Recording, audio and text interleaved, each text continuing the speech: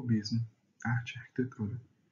Por meio dessa apresentação, nós vamos identificar as principais características do movimento artístico e quais foram suas contribuições em meio da arquitetura, em especial a arquitetura modernista, apresentando suas principais características, seus principais autores e as suas obras de maior relevância. O cubismo foi criado na França no século XX, e sua primeira obra, La Demoiselle d'Avion, é datada de 1907. Ele surgiu com a vontade de renovação dos padrões acadêmicos, com a criação de novas linguagens que trariam mais clareza e menos conservadorismo. Foi impulsionado pelo sentimento nacionalista, criado para romper com a necessidade de estar em acordo com a realidade, a necessidade de mudar os padrões com formas criativas e com sabedoria, e recusa a ideia de utilizar a arte como imitação da natureza. Se trata de um movimento da vanguarda europeia, que se deu início com os pintores Pablo Picasso, espanhol, e o francês Georges Braque.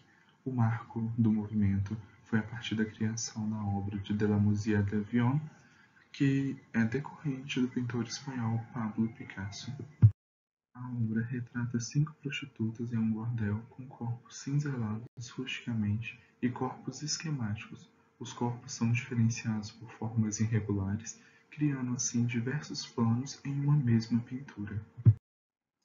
As principais características do movimento são através da geometrização das formas e do volume, a renúncia à perspectiva, a perda do claro e do escuro, a representação de volumes coloridos sobre superfícies planas, a preferência por linhas cortadas, cruzadas, a sensação de uma pintura escultórea, utilizando cores austeras, do branco ao negro, passando pelo cinza, pelo ocre apagado ou um castanho suave.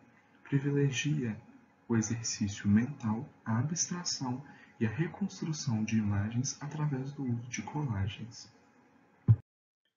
O movimento se divide em 3 fases. A primeira, o cubismo cesianista, que começa com experiências com simplificação da forma, depois passam a representar a figura disposta em mesmo plano, era como se estivessem abertas em tela, vistas de frente pelo público. Após, o cubismo analítico, que é caracterizado pela desestruturação da obra em todos os seus elementos.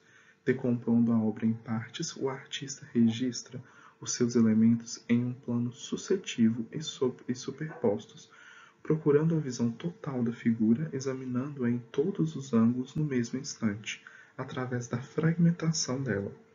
A partir disso, depois temos o cubismo sintético, que é basicamente essa tendência procurou tornar as figuras novamente reconhecidas, e também chamado de colagem, porque introduz letras, palavras, números, pedaços de madeira, vidros, metal e até mesmo objetos inteiros na pintura. Entre os principais representantes destacamos Pablo Picasso, que passou por 2 fases principais: a fase azul, que representa a tristeza, isolamento, a miséria, o desespero humano, onde se utiliza a monocromia, e a fase rosa, que são desenhos sensuais e eróticos, que pela paixão de Picasso pelo circo inicia-se os ciclos de saltimbancos e Arlequim. Dentre suas inúmeras obras, uma que se destaca é Guernica, por se tratar de uma denúncia, uma manifestação contra a guerra, uma guerra civil que acontecia na Espanha durante os anos de 1936 a 1939, na capital da região basca.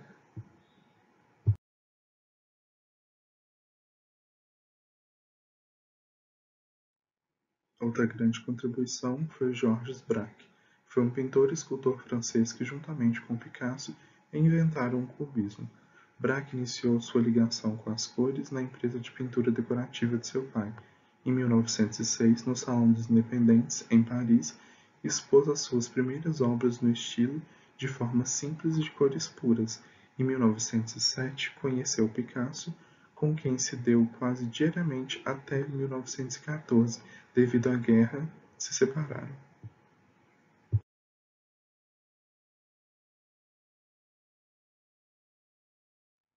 Juan Gris, pintor espanhol que aderiu ao cubismo em 1912, Era um homem muito lúcido, e em sua arte o fator racionalizante tinha grande peso. Teve seu cubismo preso em uma composição formal, muitas vezes rígida e fria, e teve grande destaque por fazer a introdução do tema espaço-tempo ao decompor o objeto no plano.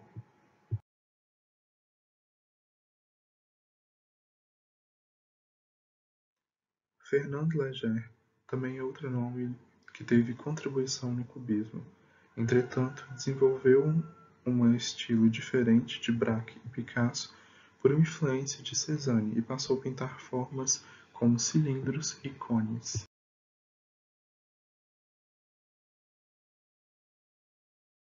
Robert Delaunay foi um pintor francês que teve suas obras com enfoque na cor e no ritmo espacial, e que daria à sua pintura algo de composição musical, também influenciado pelo movimento cesianista.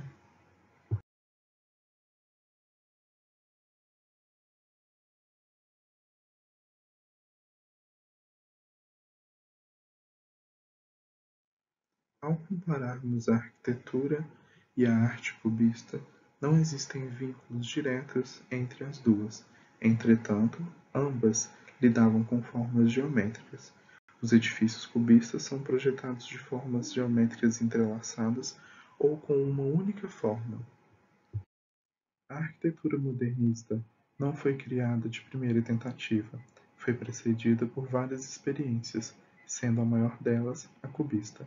O cubismo foi um dos numerosos movimentos artísticos do século XX e seus criadores tinham grandes ambições.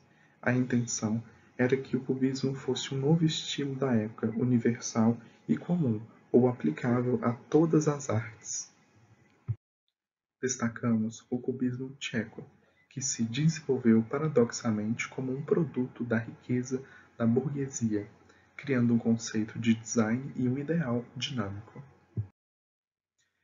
Em tese, os arquitetos cubistas expressavam a necessidade do dinamismo que resultasse em um senso de plasticidade expressiva, com o uso de pirâmides, cubos e prismas, o posicionamento de superfícies inclinadas combinadas com curvas para o alcance desses objetivos, a predominância de fachadas triangulares e esculturais em elementos salientes do tipo cristal, semelhantes a facetas de diamante que lembram a arquitetura gótica tardia. Assim, todas as superfícies de fachada, incluindo frontões grandes e ornamentos arquitetônicos, adquirem formas tridimensionais. Vanguardista, entretanto, com cunho tradicional, utilizando fachadas simétricas em penas, portais que podem ser encontrados nas casas construídas anteriormente em outros estilos, mas em uma modelagem triangular característica.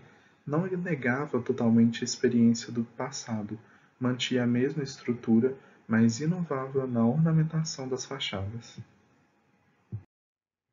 Algumas das principais características cubistas podem ser referenciadas com o modernismo posteriormente, trazendo a simplicidade, materiais modernos, a pré-fabricação dos elementos, cores sutis e a representação de linearidade nas fachadas. O nascimento da arquitetura cubista teve um início marcante, através da exibição do modelo de casa no Salão Parisiense de outubro de 1912. O modelo foi projetado por um grupo de pessoas, com um destaque no escultor francês Raymond Duchamp-Villon e o pintor e design André Mari. A apresentação com quartos mobiliados e pequenas pinturas cubistas eram exibidas. Depois de Paris, a Cubist House foi exibida no Harmony Show em Nova York. As primeiras construções dos arquitetos cubistas foram após o evento. A arquitetura cubista original é extremamente rara, aplicada à arquitetura apenas tcheca, em especial na capital, Praga. O avanço do cubismo se deu principalmente através de arquitetos tchecos, nos períodos de 1910 a 1914, construções pós-Primeira Guerra e também contando com a produção de mobiliários e elementos de interior. O edifício cubista mais famoso é considerado a Casa Madonna Negra, na histórica cidade de Praga, construída em 1912 por Joseph Gockard abriga o único café cubista do mundo, o Grand Café Orient. Os elementos geométricos cubistas e a simplicidade da forma se estendem além da fachada e da volumetria do edifício.